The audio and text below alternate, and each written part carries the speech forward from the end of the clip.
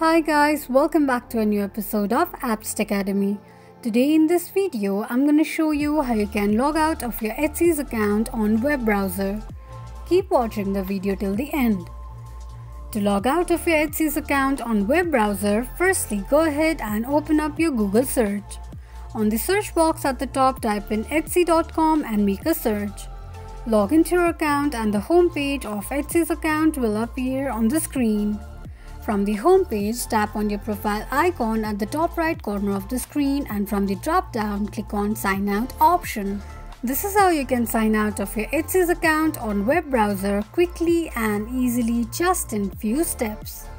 If you have any thoughts or queries, let us know in the comments section.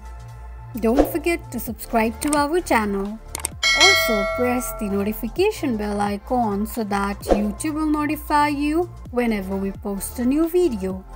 I hope this video was helpful to you. Thank you so much for watching.